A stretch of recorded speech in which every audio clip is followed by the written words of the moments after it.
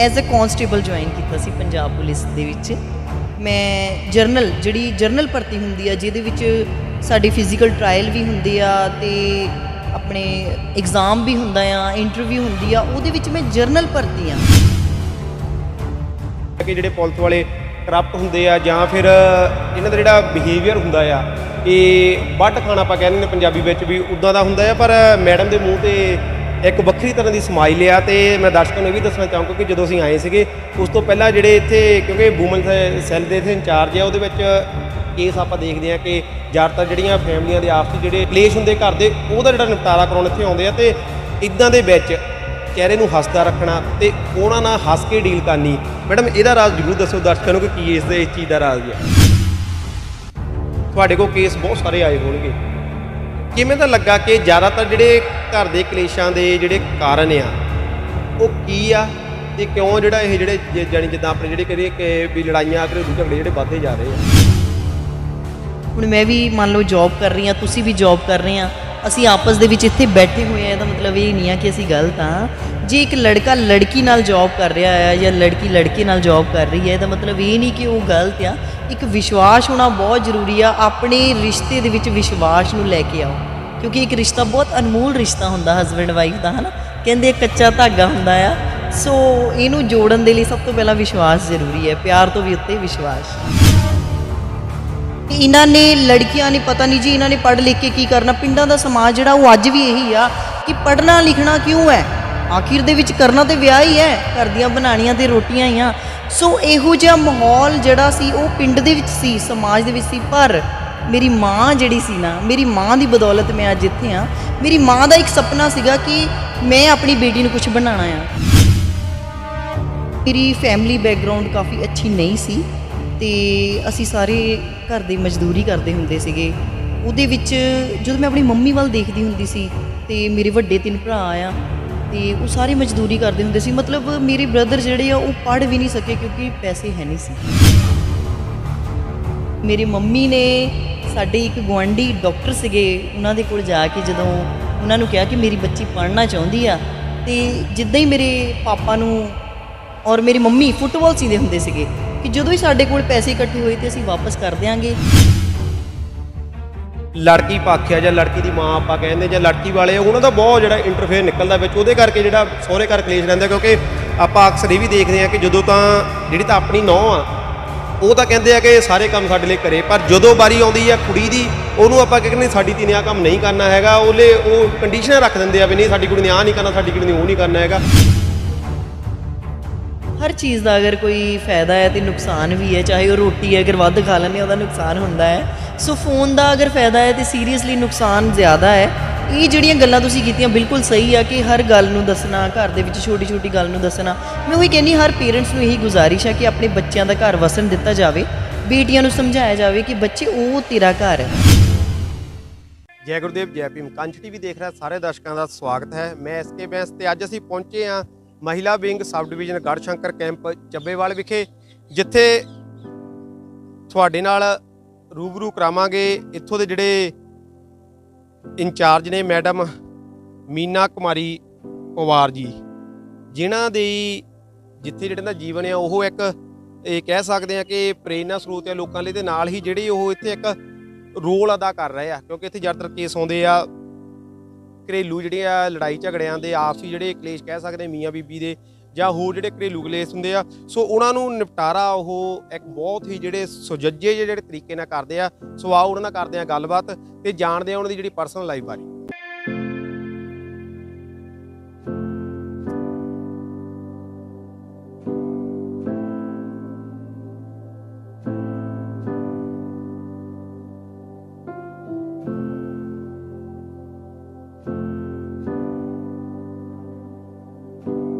ਸੋ ਆਓ ਹੁਣ ਗੱਲਬਾਤ ਕਰਦੇ ਆ ਇੱਥੋਂ ਦੇ ਇੰਚਾਰਜ ਮੈਡਮ ਮੀਨਾ ਕੁਮਾਰੀ ਪਵਾਰ ਜੀ ਨਾਲ। ਮੈਮ ਪਹਿਲਾਂ ਤਾਂ ਚੈਨਲ ਤੇ ਸਵਾਗਤ ਹੈ ਤੁਹਾਡਾ। ਥੈਂਕ ਯੂ ਜੀ, thank you so much. Ma'am ਇੱਥੋਂ ਤੱਕ ਦੀ ਜਿਹੜੀ ਇਸ ਵਰਦੀ ਨੂੰ ਇਹ ਜਿਹੜੀ ਤੁਸੀਂ ਹੁਣ ਪਾਈ ਹੋਈ ਆ, ਇੱਥੋਂ ਤੱਕ ਆਪਾਂ ਪਹੁੰਚੇ, ਉਸ ਤੋਂ ਪਹਿਲਾਂ ਤੁਹਾਡੀ ਜਿਹੜੀ ਪਰਸਨਲ ਲਾਈਫ ਜਾਂ ਇਹ ਵਰਦੀ ਕਿਵੇਂ ਮਿਲੀ, ਇਹ ਉਸ ਬਾਰੇ ਜ਼ਰੂਰ ਦਰਸ਼ਕਾਂ ਨੂੰ ਦੱਸਿਓ। ਹਾਂਜੀ, ਪਹਿਲਾਂ ਤਾਂ ਸਾਰਿਆਂ ਨੂੰ ਪਿਆਰ ਭਰੀ ਨਮਸਕਾਰ। ਮੈਂ ਮੀਨਾ ਕੁਮਾਰੀ ਪਵਾਰ ਇੱਕ ਪਿੰਡ ਤੋਂ ਬਿਲੋਂਗ ਕਰਦੀ ਹਾਂ, ਜੈਤੇ ਵਾਲੀ, ਜਿਹੜਾ ਕਿ ਜਲੰਧਰ ਤੋਂ ਆ। ਤੇ ਬੈਨ ਸਾਹਿਬ ਮੇਰਾ ਐਕਚੁਅਲੀ ਸਟਾਰਟਿੰਗ ਦੇ ਵਿੱਚ ਲਾਈਫ ਦੇ ਵਿੱਚ ਕੁਝ ਕਰਨ ਦਾ ਇੱਕ ਇਹ ਮਤਲਬ ਸੀਗਾ ਸ਼ੁਰੂ ਤੋਂ ਬਚਪਨ ਤੋਂ ਹੀ ਕਿ ਲਾਈਫ ਦੇ ਵਿੱਚ ਕੁਝ ਕਰਨਾ ਆ, ਕਿਉਂਕਿ ਮੇਰੀ ਫੈਮਿਲੀ ਬੈਕਗ੍ਰਾਉਂਡ ਕਾਫੀ ਅੱਛੀ ਨਹੀਂ ਸੀ ਤੇ ਅਸੀਂ ਸਾਰੇ ਘਰ ਦੀ ਮਜ਼ਦੂਰੀ ਕਰਦੇ ਹੁੰਦੇ ਸੀਗੇ।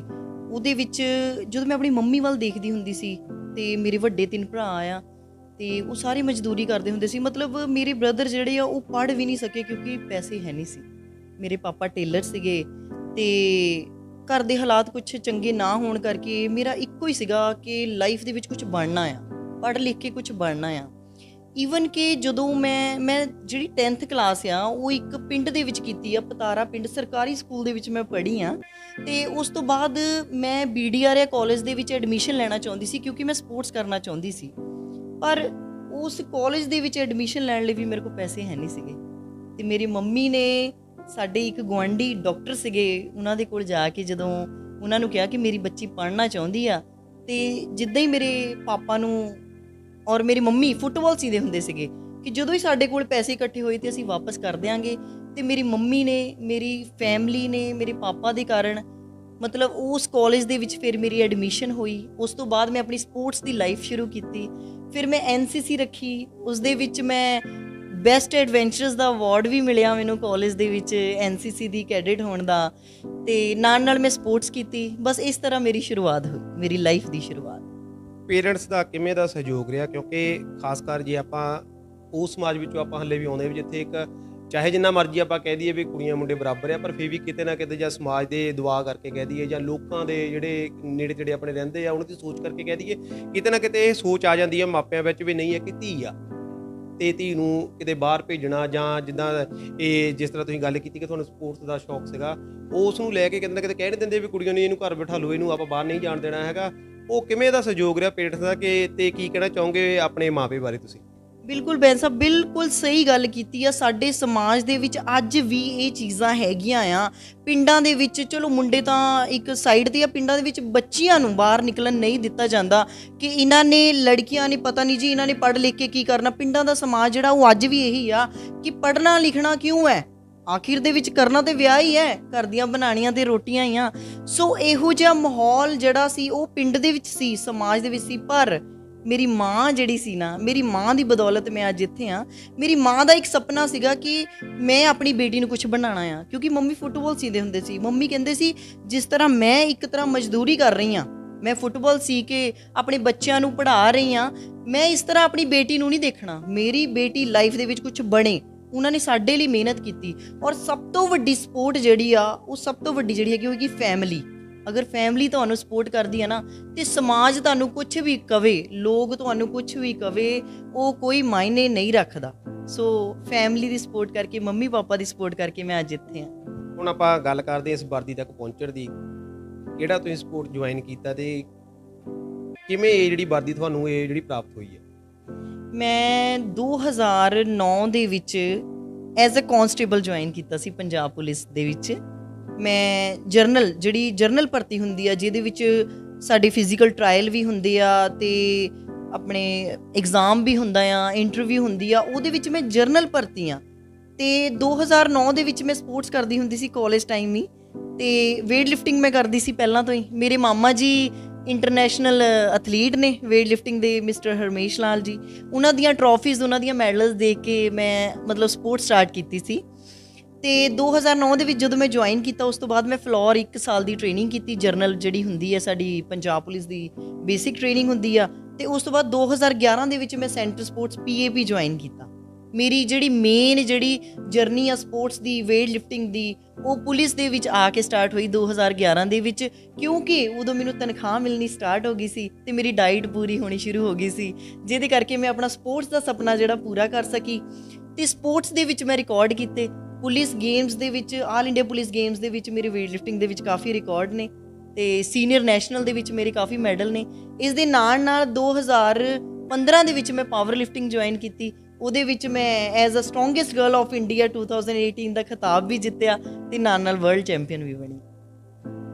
ਇੱਕ ਗੱਲ ਜਿਹੜੀ ਮੈਂ ਦਰਸ਼ਕਾਂ ਨੂੰ ਵੀ ਦੱਸਣੀ ਚਾਹਾਂਗੀ ਕਿ ਜਿਹੜਾ ਆਪਾਂ ਜ਼ਿਆਦਾਤਰ ਦੇਖਦੇ ਹਾਂ ਕਿ ਇਹ ਮੈਨੂੰ ਮਾਈਂਡ ਕਰਨਗੇ ਪੁਲਿਸ ਵਾਲਿਆਂ ਲਈ ਇੱਕ ਹਰ ਇੱਕ ਆਮ ਲੋਕ ਜਾਂ ਹਰ ਇੱਕ ਜਿਹੜਾ ਪੰਜਾਬੀ ਜਾਂ ਆਲ ਓਵਰ ਪੰਜਾਬ ਆਪਾਂ ਇੰਡੀਆ ਦੀ ਵੀ ਗੱਲ ਕਰ ਲਈਏ ਤਾਂ ਲੋਕਾਂ ਦੀ ਇਹੀ ਰਾਏ ਬਣੀ ਆ ਕਿ ਜਿਹੜੇ ਪੁਲਿਸ ਵਾਲੇ ਕਰਪਟ ਹੁੰਦੇ ਆ ਜਾਂ ਫਿਰ ਇਹਨਾਂ ਦਾ ਜਿਹੜਾ ਬਿਹੇਵੀਅਰ ਹੁੰਦਾ ਆ ਇਹ ਵੱਢ ਖਾਣਾ ਆਪਾਂ ਕਹਿੰਦੇ ਨੇ ਪੰਜਾਬੀ ਵਿੱਚ ਵੀ ਉਦਾਂ ਦਾ ਹੁੰਦਾ ਆ। ਪਰ ਮੈਡਮ ਦੇ ਮੂੰਹ ਤੇ ਇੱਕ ਵੱਖਰੀ ਤਰ੍ਹਾਂ ਦੀ ਸਮਾਈਲ ਆ। ਤੇ ਮੈਂ ਦਰਸ਼ਕਾਂ ਨੂੰ ਇਹ ਵੀ ਦੱਸਣਾ ਚਾਹੂੰਗਾ ਕਿ ਜਦੋਂ ਅਸੀਂ ਆਏ ਸੀਗੇ ਉਸ ਤੋਂ ਪਹਿਲਾਂ ਜਿਹੜੇ ਇੱਥੇ ਕਿਉਂਕਿ ਵੂਮਨ ਸੈੱਲ ਦੇ ਇੱਥੇ ਇੰਚਾਰਜ ਆ ਉਹਦੇ ਵਿੱਚ ਕੇਸ ਆਪਾਂ ਦੇਖਦੇ ਆ ਕਿ ਜ਼ਿਆਦਾਤਰ ਜਿਹੜੀਆਂ ਫੈਮਲੀਆਂ ਦੇ ਆਪਸੀ ਜਿਹੜੇ ਕਲੇਸ਼ ਹੁੰਦੇ ਘਰ ਦੇ ਉਹਦਾ ਜਿਹੜਾ ਨਿਪਟਾਰਾ ਕਰਾਉਣ ਇੱਥੇ ਆਉਂਦੇ ਆ। ਤੇ ਇਦਾਂ ਦੇ ਵਿੱਚ ਚਿਹਰੇ ਨੂੰ ਹੱਸਦਾ ਰੱਖਣਾ ਤੇ ਉਹਨਾਂ ਨਾਲ ਹੱਸ ਕੇ ਡੀਲ ਕਰਨੀ। ਮੈਡਮ ਇਹਦਾ ਰਾਜ਼ ਜ਼ਰੂਰ ਦੱਸਿਓ ਦਰਸ਼ਕਾਂ ਨੂੰ ਕਿ ਕੀ ਇਸ ਚੀਜ਼ ਦਾ ਰਾਜ਼ ਆ।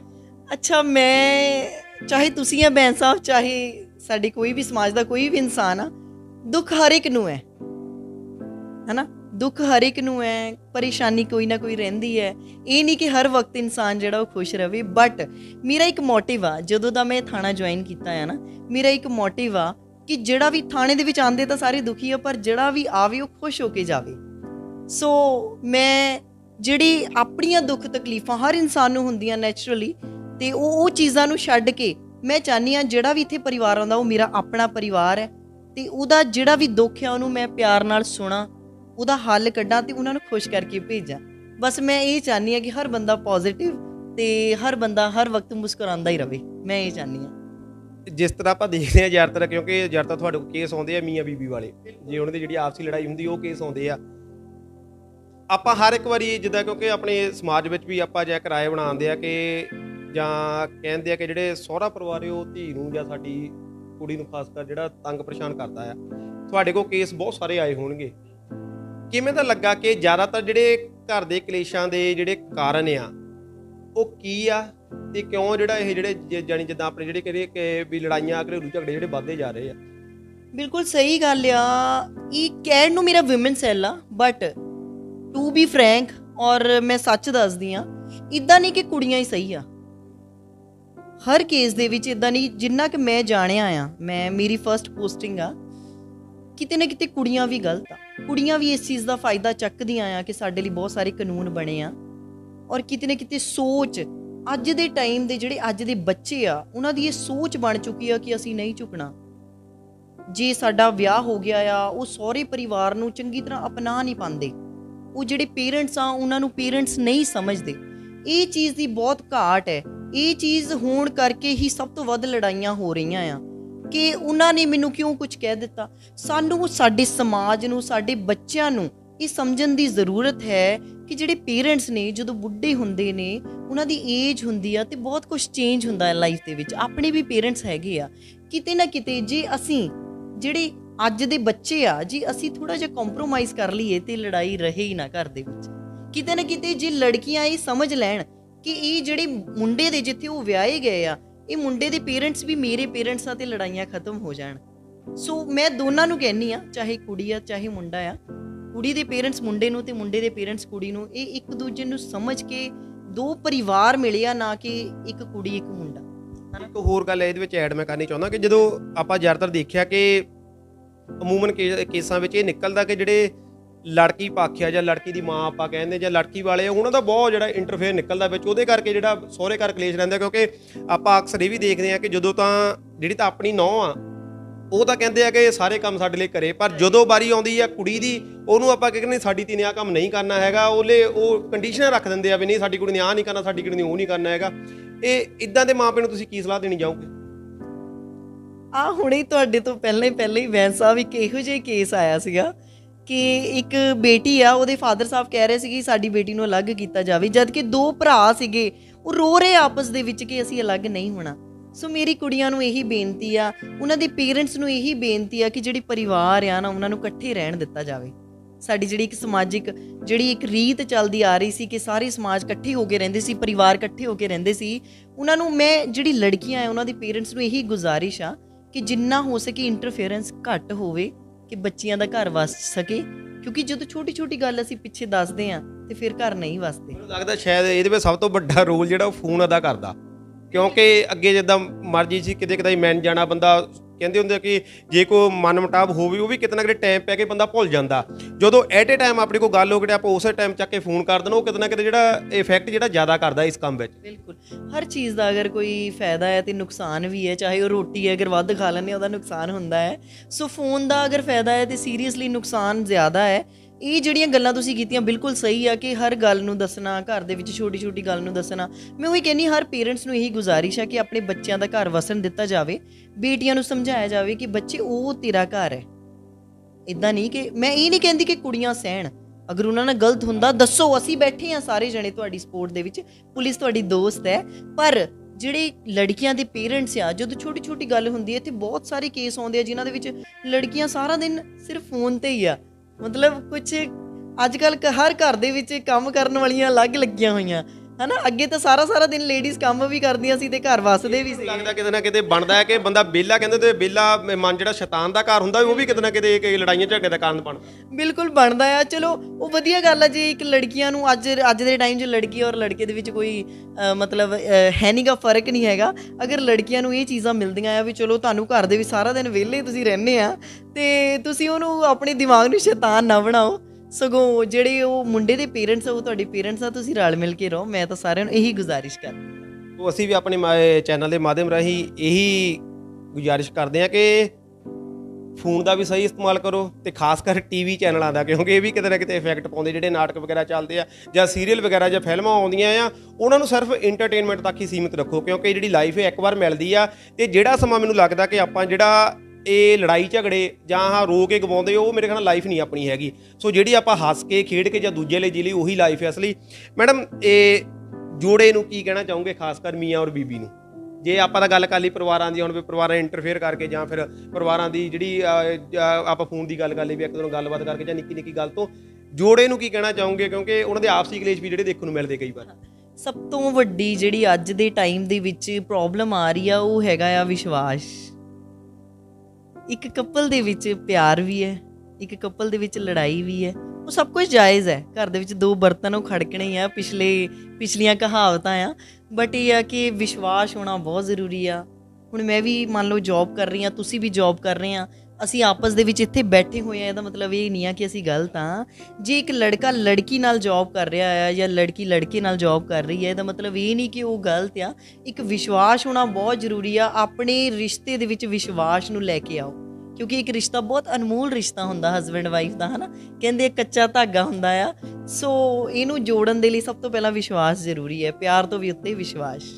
ਇਹ ਵੀ ਗੱਲ ਤੁਸੀਂ ਸਹੀ ਕਹੀ, ਕਿਉਂਕਿ ਵਿਸ਼ਵਾਸ ਨਾਲ ਹੀ ਜਿਹੜੀ ਦੁਨੀਆ ਕਾਇਮ ਹੈ। ਆਪਾਂ ਸਾਰੇ ਸਿਆਣੇ ਵੀ ਕਹਿੰਦੇ ਵੀ ਵਿਸ਼ਵਾਸ ਨਾਲ ਦੁਨੀਆ ਕਾਇਮ ਆ। ਲਾਸਟ ਵਿੱਚ ਕੀ ਮੈਸੇਜ ਦੇਣਾ ਚਾਹੋਗੇ ਆਲ ਓਵਰ ਜਿਹੜੇ ਸਾਡੇ ਦਰਸ਼ਕ ਆ ਉਹਨਾਂ ਨੂੰ? ਕਿਉਂਕਿ ਇਹ ਜਿਹੜੀ ਤੁਹਾਡੀ ਡਿਊਟੀ ਆ, ਇਹ ਇੱਕ ਤਰ੍ਹਾਂ ਦੀ ਮੈਂ ਕਹਿ ਸਕਦਾ ਕਿ ਡਿਊਟੀ ਘੱਟ ਤੇ ਸੇਵਾ ਜ਼ਿਆਦਾ ਬਣ ਚੁੱਕੀ ਹੈ। ਕਿਉਂਕਿ ਤੁਸੀਂ ਜਿਸ ਤਰ੍ਹਾਂ ਇਹ ਜੋੜਦੇ ਆ, ਜਿਹੜੇ ਟੁੱਟਦੇ ਘਰ ਜਿਹੜੇ ਜੋੜ ਦਿੰਦੇ ਆ ਜਾਂ ਉਹਨਾਂ ਨੂੰ ਇਹ ਟੁੱਟਣ ਤੋਂ ਰੋਕ ਲੈਂਦੇ ਆ, ਉਹ ਬਹੁਤ ਵੱਡੀ ਸੇਵਾ ਆ ਤੁਹਾਡੀ। ਕੀ ਮੈਸੇਜ ਦੇਣਾ ਚਾਹੋਗੇ ਦਰਸ਼ਕਾਂ ਨੂੰ?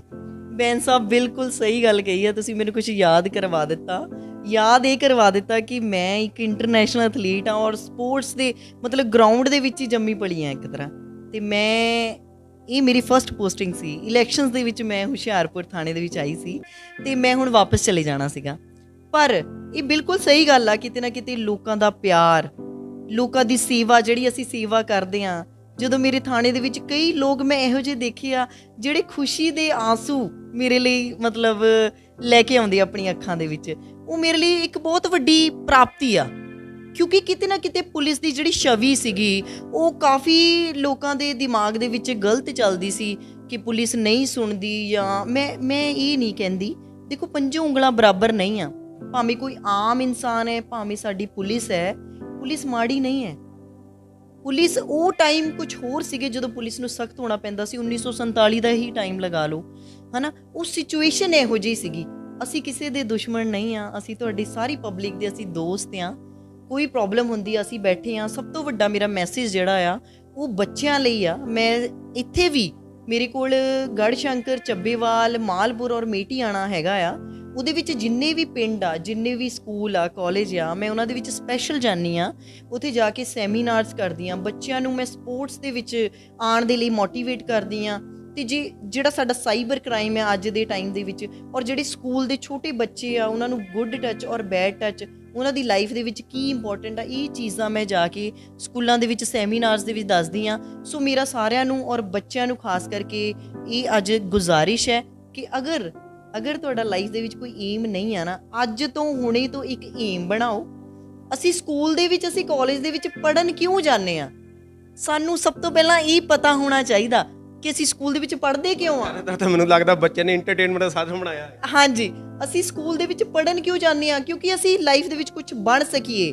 ਬੱਚਿਓ, ਕੁਝ ਲਾਈਫ ਦੇ ਵਿੱਚ ਬਣੋ, ਪੜ੍ਹੋ, ਲਿਖੋ, ਬਣੋ, ਆਪਣੇ ਦੇਸ਼ ਦਾ, ਆਪਣੀ ਸਟੇਟ ਦਾ, ਆਪਣੇ ਸਕੂਲ ਕਾਲਜ ਦਾ ਤੇ ਆਪਣੇ ਮਾਂ-ਬਾਪ ਦਾ ਨਾਮ ਰੋਸ਼ਨ ਕਰੋ। ਮੇਰੀ ਸਭ ਤੋਂ ਵੱਡੀ ਖੁਸ਼ੀ ਦੀ ਮਤਲਬ ਇਹ ਹੋਏਗੀ, ਸਭ ਤੋਂ ਵੱਡੀ ਖੁਸ਼ੀ ਇਹ ਹੋਏਗੀ ਕਿ ਬੱਚੇ ਸੁਣ ਕੇ ਅੱਜ ਤੋਂ ਆਪਣੀ ਲਾਈਫ ਦਾ ਏਮ ਬਣਾਉਣ। ਸੋ ਅਸੀਂ ਮੰਨਦੇ ਆ ਕਿ ਜਿਹੜੀ ਲੋਕਾਂ ਦੀ ਜਾਂ ਤੁਹਾਡੀ ਵੀ ਜਿਹੜੇ ਸਾਨੂੰ ਦੇਖ ਰਹੇ ਆ, ਪੁਲਿਸ ਪ੍ਰਤੀ ਉਹਨਾਂ ਦਾ ਕਿਤੇ ਨਾ ਕਿਤੇ ਇੱਕ ਹੈ ਸੋਚ ਕੇ ਜਿਹੜੇ ਪੁਲਿਸ ਵਾਲੇ ਦਾ ਰਵੱਈਆ ਜਾਂ ਪੁਲਿਸ ਵਾਲੇ ਕਰਪਟ ਆ।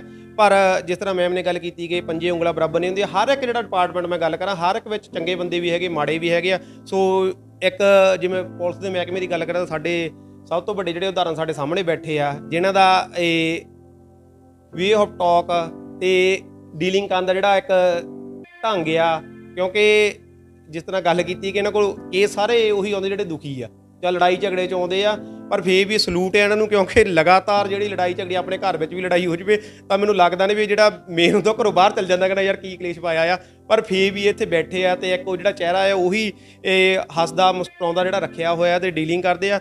ਮੈਡਮ, ਸਲੂਟ ਆ ਤੁਹਾਡੇ ਕੰਮ ਨੂੰ ਤੇ ਬਹੁਤ ਬਹੁਤ ਧੰਨਵਾਦ ਗੱਲਬਾਤ ਕਰਨ ਲਈ। Thank you so much Bainsi, thank you so much. So ਇਹ ਸਨ ਉਹ ਚਿਹਰਾ ਜਿਹੜਾ ਆਪਾਂ ਵੱਖਰਾ ਕਹਿ ਸਕਦੇ ਆ ਕਿ ਵੱਖਰਾ ਹੀ ਸਾਨੂੰ ਦੇਖਣ ਨੂੰ ਮਿਲਿਆ ਕੁਛ ਇਹਨਾਂ ਵਿੱਚ, ਤੇ ਵਧੀਆ ਲੱਗਦਾ ਜਦੋਂ ਇਦਾਂ ਦੇ ਜਿਹੜੇ ਆਫੀਸਰ ਆ ਉਹ ਇਹ ਸਾਡੇ ਸਮਾਜ ਵਿੱਚ ਆਉਂਦੇ ਆ, ਸਾਡੇ ਸਮਾਜ ਨੂੰ ਸੇਧ ਦਿੰਦੇ ਆ। ਸੋ ਲੋਕਾਂ ਨੂੰ ਇੱਕ ਪੋਜ਼ਿਟਿਵਿਟੀ ਦਿੰਦੇ ਆ ਕਿ ਲਾਈਫ ਨੂੰ ਕਿਵੇਂ ਜੀਣਾ ਆ, ਕਿਉਂਕਿ ਜਦੋਂ ਆਉਂਦੇ ਰਸਤਾ ਖਤਮ ਕਰਨ ਆਉਂਦੇ ਜ਼ਿਆਦਾਤਰ ਤੇ ਇਹੀ ਸੋਚ ਕੇ ਆਉਂਦੇ ਹੁੰਦੇ ਲੋਕ ਵੀ ਸਾਡਾ ਕਿਸ ਤਰ੍ਹਾਂ ਇਹਨਾਂ ਤੋਂ ਖਹਿੜਾ ਛੁਟਕਾ ਦਿਓ, ਚਾਹੇ ਕੁੜੀ ਦੀ ਗੱਲ ਕਰੀਏ ਚਾਹੇ ਮੁੰਡੇ ਦੀ ਗੱਲ ਕਰੀਏ, ਪਰ ਇਹਨਾਂ ਦਾ ਜਿਹੜਾ ਮੇਨ ਮੋਟਿਵ ਇਹੀ ਹੁੰਦਾ ਕਿ ਜਿਹੜਾ ਘਰ ਹੈ ਟੁੱਟਣ ਨਾ ਦਿੱਤਾ ਜਾਵੇ ਤੇ ਇਹਨੂੰ ਜੋੜਿਆ ਜਾਵੇ। ਸੋ ਆਸ ਕਰਦੇ ਹਾਂ ਕਿ ਇਹਨਾਂ ਨੂੰ ਦੇਖ ਕੇ ਸਾਡੇ ਲੋਕਾਂ ਨੂੰ ਵੀ ਥੋੜ੍ਹਾ ਬਹੁਤਾ ਜਿਹੜਾ ਹੌਸਲਾ ਹੋਵੇਗਾ ਕਿ ਹੱਲੇ ਵੀ ਜਿਹੜੇ ਇਦਾਂ ਦੇ ਅਫਸਰ ਸਾਡੇ ਵਿਭਾਗਾਂ ਵਿੱਚ ਹੈਗੇ ਆ, ਤੇ ਨਾਲ ਹੀ ਜਿਹੜੇ ਇਹਨਾਂ ਦੇ ਜਿਹੜੇ ਨਾਲ ਜੇ ਆਪਾਂ ਬਾਕੀ ਵਿਭਾਗਾਂ ਦੀ ਜਾਂ ਇਹਨਾਂ ਦੇ ਵਿਭਾਗਾਂ ਦੀ ਗੱਲ ਕਰੀਏ, ਹੋਰ ਅਫਸਰਾਂ ਦੀ ਗੱਲ ਕਰੀਏ, ਉਹ ਵੀ ਇਹਨਾਂ ਨੂੰ ਦੇਖ ਕੇ ਕੁਛ ਨਾ ਕੁਛ ਜਿਹੜੀ ਸਿੱਖਿਆ ਤੋਂ ਜ਼ਰੂਰ ਲੈਣਗੇ। ਸੋ ਉਦੋਂ ਤੱਕ ਲਈ ਮੈਨੂੰ SK ਬੈਂਸ ਅਤੇ ਕੈਮਰਾਮੈਨ ਮਨੀ ਹੀਰਨ ਦਿਓ ਇਜਾਜ਼ਤ। ਧੰਨਵਾਦ। ਨਵੀਆਂ ਤੇ ਤਾਜ਼ਾ ਖਬਰਾਂ ਸਭ ਤੋਂ ਪਹਿਲਾਂ ਦੇਖਣ ਲਈ ਸਾਡਾ YouTube ਚੈਨਲ ਲਾਈਕ ਤੇ ਸਬਸਕ੍ਰਾਈਬ ਕਰੋ। ਕਾਂਚੀ TV ਨਾਲ ਹੀ ਦਬਾਓ ਘੰਟੀ ਦਾ ਬਟਨ।